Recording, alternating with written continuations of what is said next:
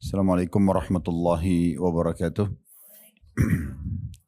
Alhamdulillah, tidak pernah lisan kita berhenti memuji dan memuji Allah subhanahu wa ta'ala atas segala nikmat yang dilimpahkan kepada kita, terutama nikmat Islam dan iman. Karena dengan Islam dan iman kita jadi mengenal siapa pencipta alam semesta ini, termasuk pencipta diri kita sendiri. Dan kita jadi tahu tujuan kita berada di muka bumi ini, yaitu untuk mengabdi kepada Sang Pencipta Allah subhanahu wa ta'ala, dan tidak ada tujuan lain, serta mana yang harus kita kerjakan dan harus kita jauhi, dan mana yang boleh kita nikmati dan tidak boleh kita nikmati. Dan seorang muslim akan selalu bahagia dengan keislaman dan keimanannya karena dia punya panduan hidup. Dan dia tahu apa yang akan dia terima dari balasan kebaikan yang dia kerjakan baik di dunia maupun di akhirat. Dan dia juga berhati-hati dari apa yang dilarang karena dia tahu dari syariat Allah subhanahu wa ta'ala ancaman yang diancamkan kepadanya. Oleh karena itu kita harus banyak bersyukur kepada Allah atas nikmat Islam ini, karena masih banyak di kalangan manusia yang tidak mendapatkan petunjuk atau hidayah ini. Selanjutnya kita panjatkan salam hormat kita kepada utusan Allah Nabi besar Muhammad sallallahu alaihi wa alihi wa sahbihi wasallam, sebagaimana Allah telah perintahkan kita untuk mengucapkan salam hormat tersebut, dan tentunya sebagai balas jasa dari 23 tahun masa hidup beliau dihabiskan untuk agama ini. 13 tahun fase Mekah semuanya dengan hinaan, cacian, dan puncaknya diusir dari kampung halamannya Mekah. Dan kita tahu betapa pedihnya orang kalau diusir dari kampung halamannya. Dan 10 tahun fase Madinah, penyempurnaan agama sehingga sampai kepada kita dan bisa kita jadikan sebagai panduan hidup sebagaimana kita rasakan sekarang. Baik, ini pertemuan perdana kita untuk membahas buku dosa-dosa yang sering tidak disadari oleh kaum wanita, yang ditulis oleh Syekh Abdullah bin Abdurrahman Al-Jibrin. Dan ini buku saya sarankan, dan semua buku tentunya, kalau kita sedang ingin mengetahui dan membaca buku, maka dimulai dari daftar isi, karena itu akan menjelaskan kepada kita inti-inti dari bahasan. Dan agar Bapak Ibu bisa menyelesaikan bedah buku, dimulai dari buku-buku yang tipis seperti ini, lalu kemudian dibaca kira-kira dari bab yang paling menarik buat kita. Kalau misalnya dari semua bahasan, oh ternyata ada bahasan yang kelima, bahasan yang keenam, itu menarik buat saya. Ini kalau mau baca sendiri ya. Kemudian kita mulai baca di situ, dan dengan cara ini insya Allah kita akan tertarik untuk menyelesaikan semua buku. Tahap demi tahap nanti akan pindah kepada buku-buku yang tebal. Daripada kita hanya sekedar membeli buku dan akhirnya tidak dibaca. Bahkan seringkali ada muslim dan muslimah membeli buku double karena dia kira dia belum beli. Padahal sebenarnya hanya belum dibaca saja. Dan metode yang kita gunakan, kita akan membedah buku dari awal sampai akhir. Dan bukan targetnya penyelesaian, tapi pemahaman. Oleh karena itu kadang-kadang dari satu poin mungkin bisa panjang lebar kita menjelaskan, dan mungkin bisa saja satu poin membutuhkan sekali atau dua kali pertemuan. Oleh karena itu kita akan melihat daftar isi nanti, kemudian baru kita menyinggung sedikit masalah muqaddimah, lalu kita masuk ke bahasan inti yang pertama dari buku ini. Saya akan berikan gambaran dulu dari daftar isi dan juga atau dari judul buku ini dulu, yang sekaligus ini singgungan yang dibahas oleh penulis dalam muqaddimah beliau. Dosa-dosa yang sering tidak disadari oleh kaum wanita. Berarti kita jadi faham di sini yang sedang dibahas adalah secara khusus wanita. Ya. Apakah pelanggaran-pelanggaran di dalam ini nanti tidak dilakukan oleh laki-laki? Dilakukan juga.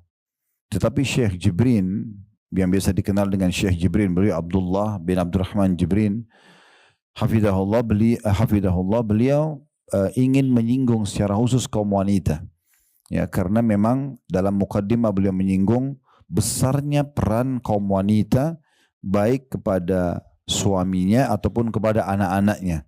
Walaupun misalnya sang wanita itu di rumah, maka tetap saja efek dan pengaruh dia sangat besar kepada pribadi suaminya misalnya, atau pendapatan suaminya, atau keputusan suaminya. Begitu juga dengan anak-anaknya yang mayoritas waktu akan bersama dengan dia, maka banyak sekali ya, pengaruh yang bisa tertanamkan kepada anak-anak. Sehingga dalam pandangan Syekh Jibrin hafizahullah, kalau para wanita ini bisa diperbaiki dan diberikan masukan, maka berarti akan banyak sekali maslahat yang didapatkan. Itu tujuannya. Tujuan yang lain juga yang beliau inginkan adalah menyederhanakan buku, bahasan. Sehingga kalau mau ingin membaca tentang hukum fikih wanita itu besar sekali. Babnya sangat luas gitu. Maka beliau ingin mengambil beberapa poin-poin yang paling mendasar, kemudian beliau bahas. Juga dari sisi lain yang perlu ibu-ibu tahu, karena memang pengajian fokusnya ke ibu-ibu di sini, dalam agama Islam kita ada perintah untuk berbuat, ya, dan ada larangan dalam mengerjakan sesuatu. Maka di sini beliau fokus kepada larangannya, jadi bukan kepada perintahnya. Ya. Sehingga perlu digarisbawahi, memang dalam Islam semua perintah kebaikan itu ada janji positifnya, dan semua perbuatan buruk ada ancaman daripada perbuatan tersebut. Ya. Kita tentunya idealnya, ya, kalau ingin rajin mengerjakan sebuah ibadah, misalnya bapak ibu atau ibu-ibu terutama ingin rajin sholat malam. Bagaimana caranya? Cara yang sederhana, dan ini bisa ditarik dalam semua jenis ibadah, tidak terkecuali wajib ataupun sunnah. Ibu-ibu membaca keutamaannya daripada ibadah itu. Atau bahasa ceramah biasanya fadilah. Atau kalau mau lebih menantang tanda kutip di sini, kita mengatakan, apa yang saya dapatkan kalau saya sholat malam? Apa yang saya dapatkan kalau saya bersedekah, haji dan umroh, bakti sama orang tua, jenguk orang sakit, duduk majelis ilmu, semua perbuatan baik dalam agama ini, apa yang saya dapatkan? Ibu punya hak untuk bertanya itu. Karena memang Allah Azza wa Jalla menjanjikan di semua jenis ibadah janji. Nggak ada perintah agama itu yang tidak diikuti dengan balasan. Makanya Allah bilang dalam Al-Quran, فَمَنْ يَعْمَلْ مِثْقَالَ ذَرَّةٍ خَيْرًا يَرَهُ. Siapa yang berbuat seperti biji sawi dari kebaikan, pasti akan diperlihatkan untuknya dan dia akan terima balasannya. Nah, seperti itu gambarannya. Nah, saya sarankan sebelum mengerjakan ibadah apapun, luangkan waktu walaupun cuma 5 menit atau bahkan kurang dari 5 menit, membaca keutamaan ibadah itu. Apalagi di handphone kita sekarang ini sudah menjadi perpustakaan berjalan. Kita misalnya mau sholat malam, saya sarankan ibu jangan sholat malam sampai sudah luangkan waktu 3-5 menit saja. Ketik di Google tentang keutamaan sholat malam. Akan keluar semua artikel menulis tentang keutamaan atau apa yang ibu akan dapatkan. Ya, atau mungkin mau visual atau audio di media, di medsos sekarang ada, di TikTok, di Instagram, di Facebook, di YouTube, semuanya ada. Banyak di antara asatidzah kita atau ustadz-ustadz kita, dai-dai di jalan Allah ini, itu menyampaikan tentang keutamaannya. Sehingga nanti ibu akan termotivasi selalu untuk mengerjakan. Karena tahu, oh setiap saya sholat malam saya dapat ini, kayak gitu. Dan akan membuat kita bisa konsisten, atau bahasa agama kita istiqomah sampai meninggal menjaganya. Nah sebaliknya, kalau ada perbuatan buruk, dan misal, mudah-mudahan di sini tidak ada, tapi kalau ada seseorang muslim atau muslimah, dia terbiasa dengan satu pelanggaran agama, misal dia sering bohong, atau dia masih melihat yang haram, atau mendengar yang haram, atau menjamah yang haram, apa saja, maka itu dia tinggal mencari tahu tentang ancaman. Ya, ancaman daripada dosa yang sedang dia lakukan. Sama tadi caranya, searching saja di Google tentang masalah bahaya dusta misalnya, atau bahaya menipu, bahaya gosip, bahaya fitnah, bahaya mencaci maki, misal bahaya mencuri, bahaya berzina, bahaya riba, bahaya durhaka sama orang tua, atau ancamannya. Kalau mau visual atau audio bisa ke media-media yang sudah kami sebutkan, yang sudah tidak asing buat kita di masa ini. TikTok, Facebook, Instagram, YouTube, misalnya kita cari, maka kita akan temukan banyak sekali. Nah nanti dari amal yang kita ingin kerjakan tadi, kalau kita tahu apa yang kita dapatkan, kita bisa konsisten menjaganya dan selalu mengejar keutamaannya. Dan dari dosa kita akan tinggalkan karena ada ancamannya. Nah sekarang Syekh Jibrin akan masuk kepada poin yang kedua, tentang hal-hal yang dilarang berikut ancamannya. Ya, sehingga kita tidak terjerumus dalam kesalahan tersebut, ataupun kalau kita terjerumus segera kita bertobat dan meninggalkannya. Karena semua perbuatan dosa ini, ibu sekalian, ada konsekuensi hukuman. Ya, tidak ada larangan yang tidak ada konsekuensi hukuman. Tentu kadar berat ringannya tergantung daripada perbuatan kita, gitu kan? Ada orang mungkin yang berbuat, ya, ringan dari dosa-dosa ringan, tapi tetap aja konsekuensi hukumnya ada. Ya. Makin berat dia melakukan pelanggaran, maka makin berat hukuman yang bisa datang. Nah, seperti itulah kurang lebih gambarannya. Ya. Baik, di dalam mukaddimah, itu tadi mukaddimah, beliau menyinggung masalah itu. Ya.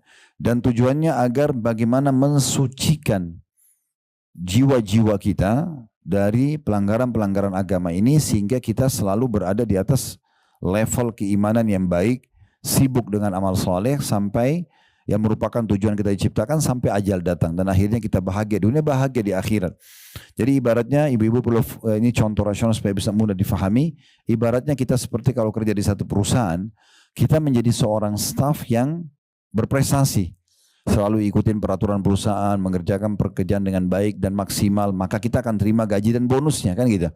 Nah, seperti itu orang yang soleh dan solehah, dia patuh sama Allah, dia akan dapat segala macam fasilitas, ya.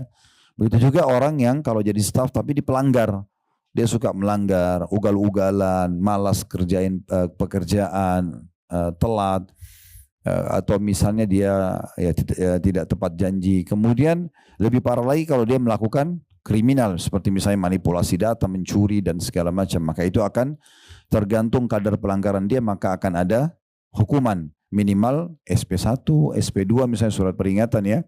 Kalau sudah SP3 peringatan terakhir, maka terakhirnya di PHK. Nah, seperti itulah. Ya, dia juga akan merusak nama baiknya, dia akan sulit diterima di perusahaan lain, akan kehilangan sumber pendapatan income dia dan seterusnya. Nah, itu kurang lebih gambarannya seperti itu. Nah, di daftar isi kita ada disebutkan di situ tentang masalah daftar isi dan mukaddimah, sudah kita bahas tadi. Kemudian ada kesalahan dalam berdoa. Ini bab pertama yang dibahas dalam buku ini. Dan dalam kesalahan dalam berdoa ini, itu ada banyak poin-poinnya. Ya, ada banyak poin-poinnya. Seingat saya mungkin kalau di buku ini, saya sempat lihat sepintas ada kurang lebih 9 poin. Ya, di bab pertamanya, kesalahan dalam doa. Di situ ada pergi ke dukun dan tukang peramal, kemudian berziarah kubur dan sengaja melakukan perjalanan jauh hanya untuk ziarah kubur, ada memulai ucapan salam kepada para wanita kafirah, kemudian ada jahil dan tidak tahu tentang urusan agama, ada meratapi dan berteriak, ya, dan meraung-raung pada saat meninggalnya seseorang, serta memukul-mukul wajah, bahasa agama kita niyaha. Itu yang kelima. Yang keenam ada pergi ke negeri-negeri kafir tanpa ada kepentingan dengan alasan, ya, yang tidak jelas secara syar'i. Kemudian yang ketujuh meminta dengan cara paksa agar suami, ya, menyiapkan segala macam fasilitas di saat suami tidak mampu. Di saat suami itu ada bahasan. Yang kedelapan mengejek dan menghina orang muslim atau muslimah. Yang kesembilan sebagian kaum wanita mendoakan diri mereka ditimpa keburukan ketika ada musibah. Nah, 9 poin ini itu dibahas di satu bab. Jadi di daftar isi itu kesalahan dalam berdoa terisi 9 bahasan. Jadi itu akan membutuhkan 9 pertemuan. Karena per satu poinnya kita akan bahas satu pertemuan. Ya. Begitu juga nanti di bab kedua, kesalahan yang berhubungan dengan rukun-rukun Islam. Ini juga ada poin-poinnya. Kemudian kesalahan berkenaan dengan pakaian dan berhias, ini juga ada poin-poinnya. Kesalahan berkenaan dengan rumah tangga dan hubungan suami istri, ada poin-poinnya. Kesalahan seputar pernikahan, ini juga akan ada poin-poin bahasannya. Kemudian bab selanjutnya kesalahan seputar etika keluar rumah, bepergian jauh atau safar dan campur baur dengan laki-laki. Dan yang terakhir kesalahan-kesalahan umum. Kalau kita lihat di situ sampai kurang lebih halaman 50. Dari halaman 1 sampai halaman 50 bahasan kita. Berarti buku ini jangan dilihat tipisnya, tetapi bahasan sangat padat. Dan saya sudah bilang tadi metode kita, insya Allah ke depannya kalau pengajian berlanjut terus, semoga Allah sehatkan dan mudahkan kita, dipanjangkan umurnya di atas ketaatan insya Allah. Maka kita akan membedah satu persatu, perlahan-lahan, karena tujuannya pemahaman dan bukan penyelesaian buku. Seperti itu kurang lebih. Baik, kita insya Allah akan mulai dengan bab pertama, masalah kesalahan dalam berdoa. Di sini dirincikan oleh Syekh Jibrin hafizahullah 9 poin tadi yang sudah sempat kita singgung. Yang pertama sekali, pergi ke tukang sihir, dukun dan tukang ramal. Pertanyaan sederhana dulu kita mulai, apa hubungannya antara bab Korelasinya apa antara kesalahan dalam doa dengan pergi ke dukun?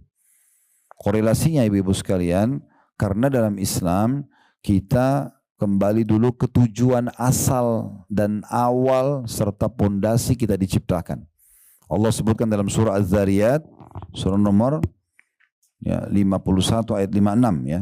Di situ disebutkan surah Az-Zariyat surah nomor 51 ayat 56, potongan ayatnya, tujuan kita ada di sini dan pegangi baik-baik ayat ini, wa ma khalaqtul jinna wal insa illa liya'budun.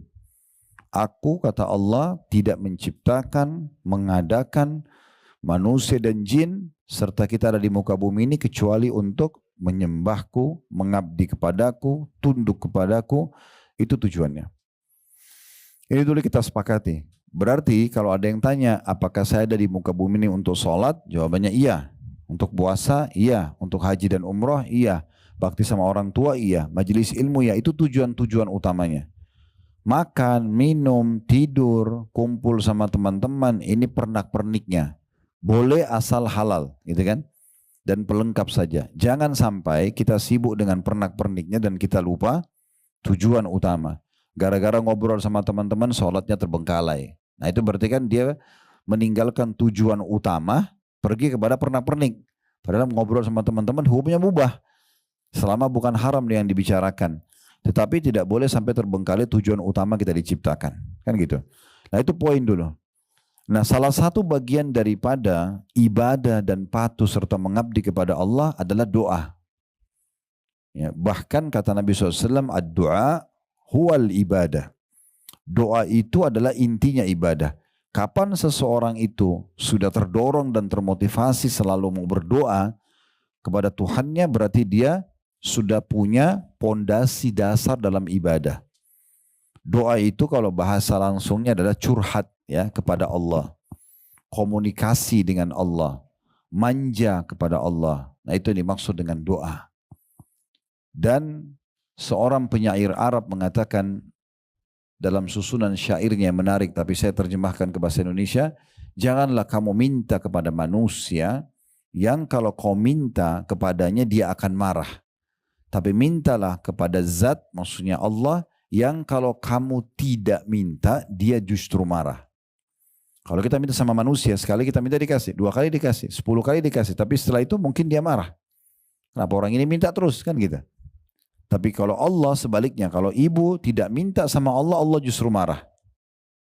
Makin sering kita minta, makin tamak tanda kutip kepada rahmat Allah, makin besar pahalanya. Makanya dalam sebuah hadis riwayat Tirmidzi, kata Nabi SAW, man lam yad'ullaha yaghdab alaih. Siapa yang tidak minta sama Allah, tidak berdoa, justru Allah marah padanya. Justru Allah marah. Dan berdoa ini, ibu-ibu sekalian, dalam bab doa, berdoa agar nikmat Allah dipertahankan, itu jauh lebih besar pahalanya dibandingkan ujian sedang datang dan minta solusinya. Saya ulangi ya. Berdoa di saat nikmat lagi ada, agar nikmat itu dipertahankan, itu jauh lebih afdal, lebih besar pahalanya. Misalnya ibu lagi sehat, ibu bilang, ya Allah pertahankan kesehatanku. Itu lebih afdal, lebih besar pahalanya dibandingkan ujian datang lalu minta solusi. Lagi sakit minta disembuhin. Jadi kalau kita kasih contoh, mana lebih afdal orang berdoa, minta agar kesehatan dipertahankan atau pada saat sakit minta sembuh? Maka yang pertama, minta kesehatan dipertahankan.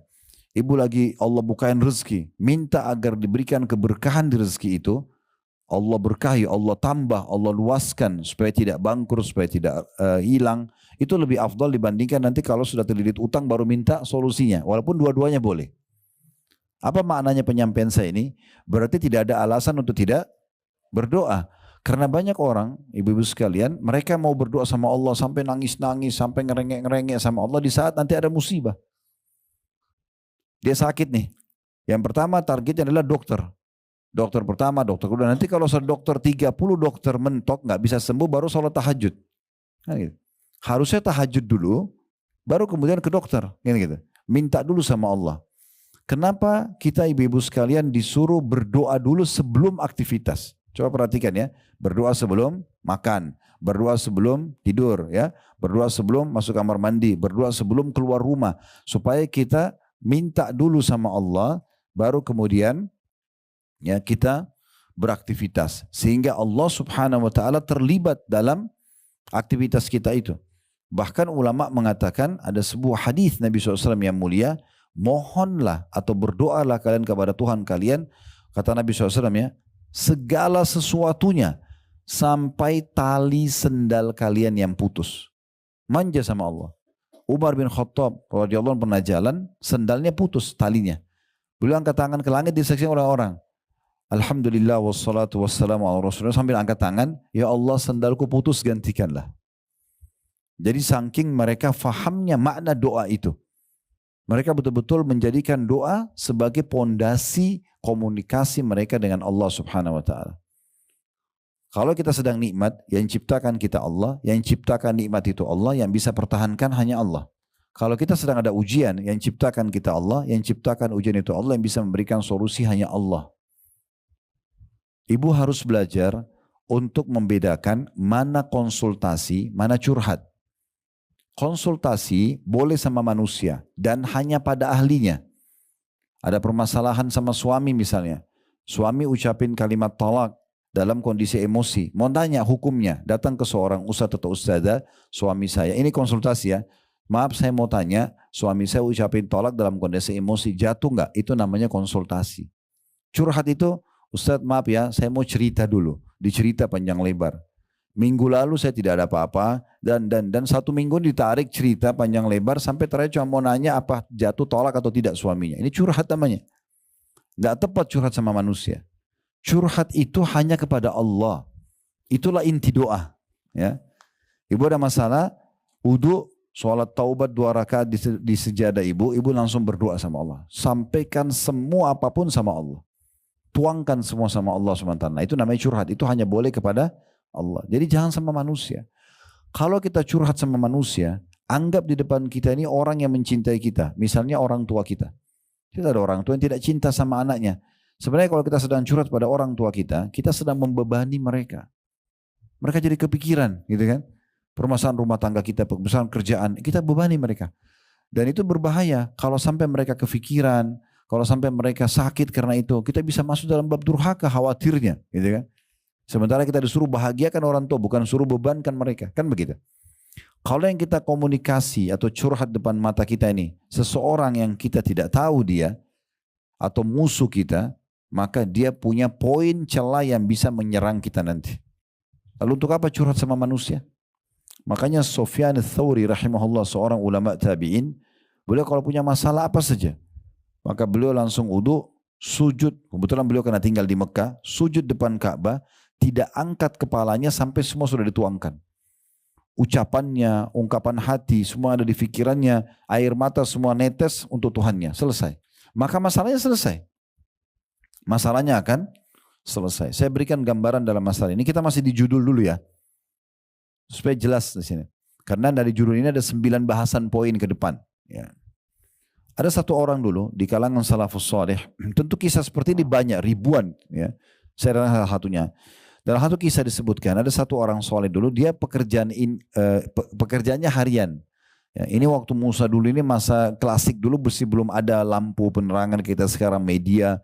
Orang itu kalau sudah tiba maghrib, apalagi isya, habis isya itu orang sudah tidur. Gelap, nggak ada pasar, di jalan orang tidak ada gitu ya. Kosong, sunyi. Dia kerja dan pendapatan harian kalau dia ada dapat, dia beli makanan bawa pulang buat istri sama anaknya. Kisahnya satu hari dia pergi ke pasar, dia kerja tapi rupanya tidak, dia tawarkan jasa hari itu mau bekerja tapi tidak ada yang, dia tidak dapat lah pekerjaan. Pulang ke rumah malam-malam, istrinya tanya ada makanan, dia bilang tidak ada, hari ini saya tidak dapat pekerjaan. Lalu bagaimana, saya sama anak-anak belum makan. Dia bilang saya akan istirahat sebentar, habis itu saya coba keluar, siapa tahu kita dapat makanan. Saya pun lapar, belum makan dari tadi. Maka dia istirahat sebentar, di awal malam, mungkin sekarang kita jam 11 malam, ya, gelap sekali waktu itu, tidak ada orang yang seperti kita sekarang begadang karena ada penerangan segala macam. Maka dia keluar, dia tidak tahu harus kemana. Dia pergi ke masjid dekat rumahnya. Dia lewat, dia lihat ada masjid, ini tempat yang terbaik. Dia berhenti di situ, dia nyalain obor, waktu itu belum ada lampu, pakai obor. Dia wudu, kemudian dia sholat taubat, lalu dia berdoa sama Tuhannya, berdua. Dia komunikasi, ya Allah engkau tahu aku belum makan sama anak dan istriku hari ini, aku tidak tahu harus kemana, berikanlah kami rezeki. Terus dia berdoa. Ada kejadian terjadi pada malam itu. Raja yang berkuasa di wilayah itu tidur dan mimpi buruk. Dia mimpi kematian, dia mimpi neraka. Bukan dia masuk neraka tapi dia mimpi. Dia takut, tiba-tiba dia bangun, dia takut jangan sampai ajalnya datang kemudian dia ya belum diampuni dosa-dosanya. Dalam kondisi dia takut, dia berkata antara dia sama Tuhannya, ya Allah, berikanlah aku petunjuk. Aku ingin menebus dosa-dosaku kalaupun ada dengan bersedekah dari hartaku ini. Diambil beberapa kantong isinya dinar emas.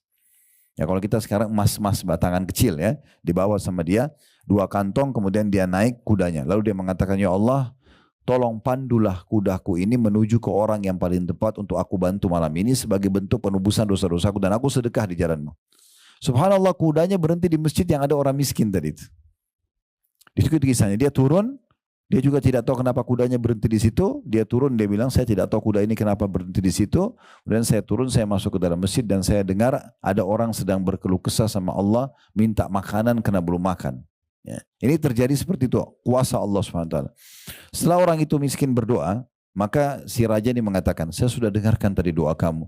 Saya pun malam ini ingin sekali bersedekah. Dan saya minta kepada Allah agar dipandu kepada orang yang paling tepat. Saya tidak tahu kenapa kuda saya terarahkan ke masjid ini dan saya temui Anda. Saya anggap Anda ini orang paling layak. Ambillah sedekah saya ini supaya saya dapat pahala dan juga bisa memenuhi kebutuhan Anda. Dan satu hal lagi, saya raja yang berkuasa di sini.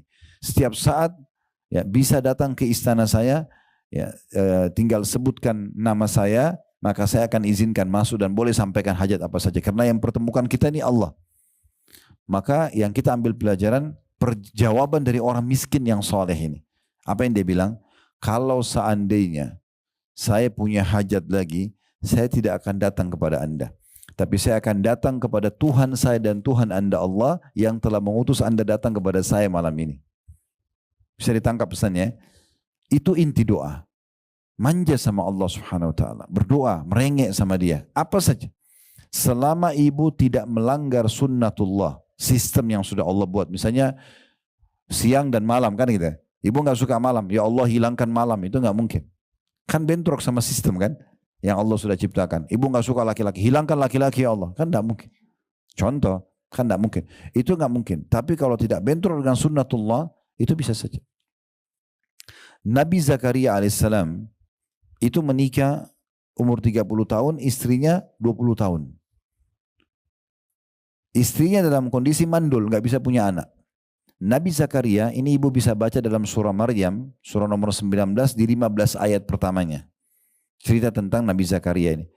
Dia terus berdoa kepada Allah, tidak henti-hentinya, 10 tahun pertama setelah menikah, 10 tahun kedua, terus begitu sampai 70 tahun dia berdoa. Dan di dalam Al-Quran digambarkan dalam surah Maryam itu, dan saya tidak akan putus asa hai Tuhanku untuk berdoa kepadamu.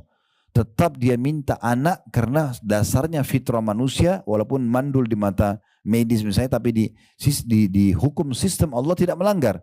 Karena asalnya kita diciptakan untuk populasi kan gitu. Maka dia minta terus sama Allah dan minta dari istrinya yang mandul. Subhanallah, Allah jadikan tanda-tanda kebesaran Allah di saat umur Nabi Zakaria 100 tahun, istrinya 90 tahun yang mandul, istrinya hamil dan melahirkan anak namanya Yahya. Yahya pun alaihissalam diangkat menjadi nabi. Dan Allah katakan dalam Al-Quran untuk dijadikan sebagai tanda-tanda kebesaran Allah di muka bumi. Nah, itu kekuatan doa. Kalau yang sudah biasa ikutin di YouTube kami, di channel kami Khalid Basalamah Official, bisa cek kembali di playlistnya ya. Kalau diklik logo Khalid Basalamah itu, nanti ada beranda, ada video pendek, ada podcast, ada playlist. Kalau diklik playlist nanti dicari potongan ceramah tentang dahsyatnya doa. Panjang lebar saya jelaskan masalah doa ini dan contoh-contohnya di antara kisah Nabi Zakaria tadi, kemudian ada kisah Nabi Ayub yang diuji sama Allah dengan penyakit 20 tahun tapi bersabar dan terus berdoa sama Allah ya. Kisah bagaimana Nabi Musa alaihissalam selamat dari kejaran Fir'aun, kisah Nabi Ibrahim alaihissalam, kisah Nabi Muhammad SAW yang banyak sekali dengan doa-doa beliau yang mulia dan sekian banyak. Nah itu yang dimaksud dengan doa. Nah korelasi antara, tentu doa-doa ini juga punya syarat-syarat ya, agar bisa diterima. Yang pertama tentunya syaratnya ikhlas karena Allah Subhanahu wa taala. Kalau ibu ikhlas karena Allah, kalau mau pahami ikhlas berarti tidak ada indikasi dunianya. nggak ingin dipuji, bukan karena ingin pamer, ya. Kalau tidak ada itu berarti ibu ikhlas, ya.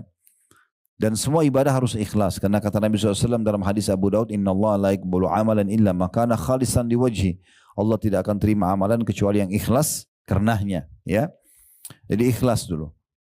Kemudian yang kedua, ya, itu mengikuti contoh dari Nabi SAW. Contoh-contoh berdoa Nabi, ya, seperti misalnya waktu-waktu mustajab antara azan dan iqamah, sepertiga malam, di saat hujan turun, itu kan semua waktu mustajab, ya. Antara azan iqamah kata Nabi SAW, doa tidak ditolak atau jarang ditolak antara azan dan iqamah, ya. Kemudian juga kata Nabi SAW, kalau tertinggal sepertiga malam, Allah turun ke langit bumi lalu bertanya kepada para malaikat, adakah yang berdoa saya? Adakah yang punya hajat saya penuhi? Adakah yang minta tolong saya tolong? Adakah yang memohon ampun saya maafkan? Pada saat hujan turun, Nabi SAW berdoa dan mengatakan sesungguhnya, ya, ini waktu mustajab karena rahmat Allah sedang turun dari langit. Orang kalau lagi puasa, ya, karena kata Nabi SAW dalam hadis yang sahih juga, termasuk orang yang tidak ditolak doanya adalah orang yang sedang puasa, ya. Musafir juga begitu, dalam hadis juga disebutkan, ya, doa orang tua buat anak, ya. Kalau kita punya orang tua minta supaya didoakan, gitu. Dan kita juga kalau di posisi sebagai ibu, misalnya sudah jadi status ibu, maka hati-hati dengan lisan dalam mengucapkan hal-hal yang buruk. Misalnya anak ibu aktif, ibu mengatakan kau nakal sekali. Nah ini bahaya, bisa jadi doa. Jangan diucapkan kata-kata yang baik saja, ya. Itu termasuk contoh-contoh dari Nabi SAW, karena beliau mengatakan jangan pernah kalian ucapkan kata-kata buruk buat diri kalian, keluarga kalian, dan harta kalian, karena bisa saja malaikat lewat mengaminkan dan terjadilah. Nah boleh misalnya ibu lagi lihat diri di cermin, kok saya jelek sekali ya, itu kata-kata buruk nggak boleh. Atau sedikit ada masalah sama suami, saya nyesal nikah sama kamu, jadi penyesalan benar. Jadi lebih baik ucapkan kata-kata yang baik semua. Ya Allah berikan hidayah, ya Allah mudahkan, ya Allah sembuhkan, selalu yang baik-baik saja. Itu diantara contoh terhadap atau tata cara atau apa yang disampaikan oleh Nabi SAW. Boleh mengangkat tangan, boleh tidak. Ya, Nabi SAW pernah contohkan angkat tangan, juga pernah tidak mengangkat tangan sambil berdoa. Kemudian selanjutnya yang ketiga itu adalah memuji-muji Allah, memulai dengan puji-pujian. Sama yang keempat, membaca salawat kepada Nabi SAW. Ya. Jadi puji-pujian kepada Allah yang ketiga, yang keempat membaca salawat kepada Nabi SAW. Nah, ini dua-duanya digabung dalam satu riwayat. Pernah ada seorang sahabat masuk ke masjid, kemudian langsung tiba-tiba dia angkat tangan, dia mengatakan Allahumma gfirli, ya Allah maafkanlah aku. Dia tidak memuji Allah, tidak baca salawat. Maka kata Nabi SAW, ista'jala hadha. Orang ini tergesa-gesa sekali. Harusnya dia memuji Allah dulu, membaca salawat kepadaku, kemudian baru dia sampaikan hajatnya. Ya. Dan Umar bin Khattab mengatakan, ya, dalam salah satu statement beliau, doa yang tidak diikuti dengan salawat maka tidak akan diterima oleh Allah, ya.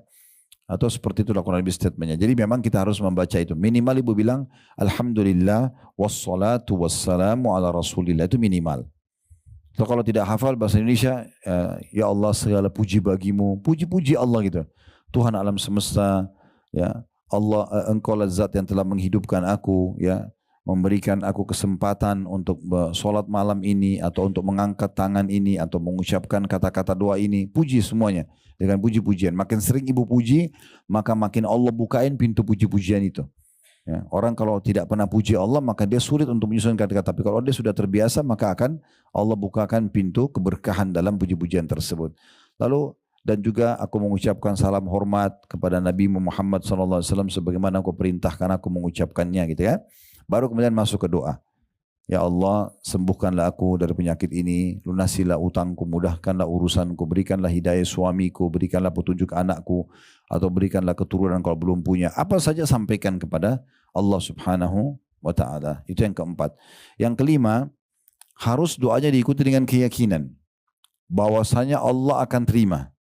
Gak boleh ragu. Sesuai dengan sabda Nabi SAW, Udu'u rabbakum mukinuna bil ijabah. Berdoalah kalian kepada Tuhan kalian dengan penuh keyakinan akan diijabah, akan diterima. Ya. Fa inna Allah la yaqbalu du'a min qalbin ghafil. Karena Allah tidak akan terima doa dari hati yang lalai.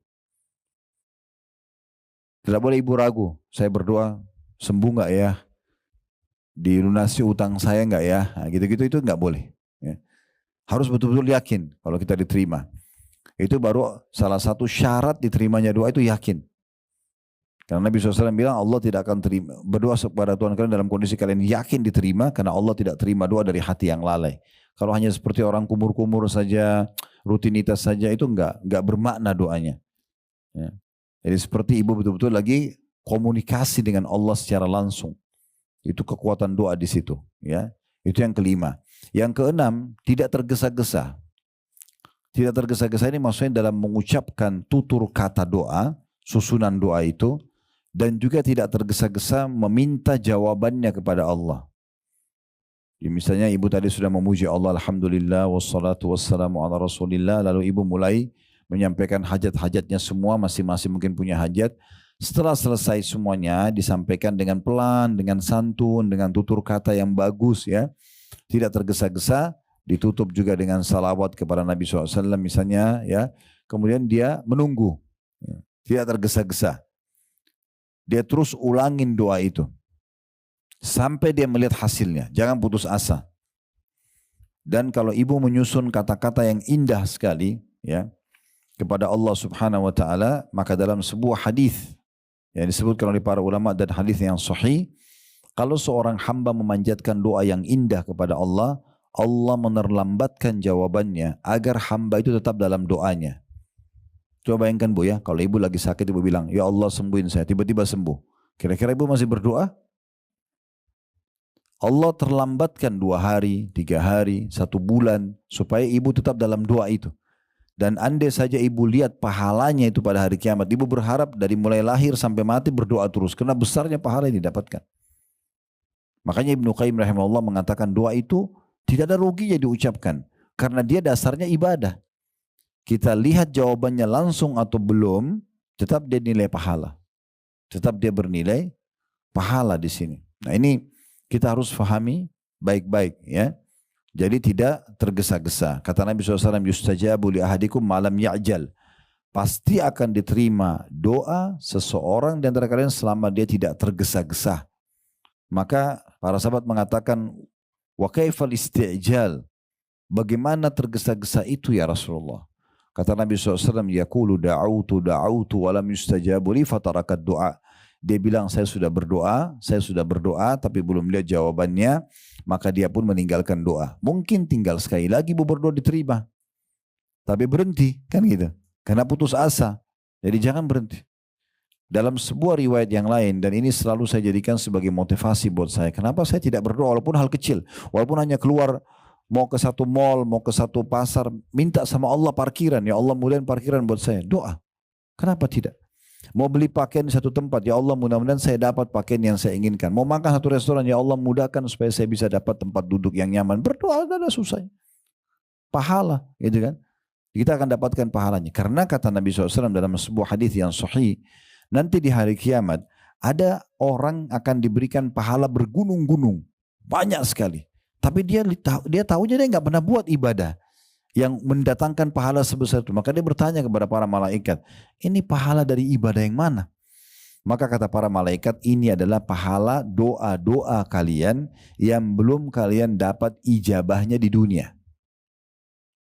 Maka pada saat itu kata Nabi SAW, mereka berharap, orang-orang itu berharap karena besarnya pahala didapatkan, berharap semua doa yang dipanjatkan di dunia tidak dikasih di dunia, dia dapat di akhirat saja. Karena besarnya pahala didapatkan. Lalu kenapa kita nggak selalu sampaikan doa? Apa saja. Mau pergi satu tempat supaya dimudahkan, supaya diberkahi. Mau mulai usaha supaya diberkahi. Apa saja. Lagi langgeng pun rumah tangga, ya Allah berkahi. Jaga suamiku. Mungkin suami mengatakan jaga istriku. Berikan hidayah. Mau masak, mudahkan saya membuat masakan yang enak. Kenapa enggak begitu? Kenapa harus dalam hal darurat saya baru berdoa? Gitu kan? Coba kita lihat ya, hikmahnya syariat Allah Subhanahu wa taala. Kenapa kita ibu-ibu sekalian tidak baca bismillah sekali saja seumur hidup kalau mau makan? Kenapa setiap mau makan baca bismillah? Supaya selalu berhubungan sama Allah, gitu kan? Kenapa kita setiap mau pakai baju baca doa? Kenapa setiap masuk kamar baca doa? Kenapa setiap mau biologis baca doa? Kenapa enggak sekali seumur hidup? Karena memang kita harusnya selalu melibatkan Allah Subhanahu wa ta'ala dalam hal seperti ini. Ya, jadi ini tidak tergesa-gesa dalam mengharapkan pahala tersebut. Sekarang masuk yang poin terakhir dalam doa, yang ketujuh, ya. Tidak meminta sesuatu yang haram dan menjauhi sumber makanan, minuman, pakaian yang haram. Jadi nggak boleh kita minta sama Allah supaya dikasih rezeki agar bisa main judi misalnya. Ini contoh. Atau kita minta, kita sementara minta tapi yang kita kenakan baju atau mukena haram, sejadah haram, ya. AC yang kita hirup udaranya dari sumber haram. Air yang kita minum sumbernya haram. Makanan yang kita makan sumbernya haram. Dalam hadis Bukhari kata Nabi SAW, ada orang yang mengatakan, ya Allah berikan, ya Allah berikan. Bagaimana Allah berikan sementara makanan, minuman, pakaiannya haram. Dalam riwayat dikatakan ada orang yang rambutnya acak-acakan, pakaiannya berdebu, tidak punya alas kaki. Miskin sekali kan gambarnya begitu. Lalu dia mengatakan, ya Allah berikan, ya Allah berikan. Bagaimana Allah berikan sementara makanan, minuman, pakaiannya haram. Jadi nggak boleh. Harus hati-hati gitu. Ya.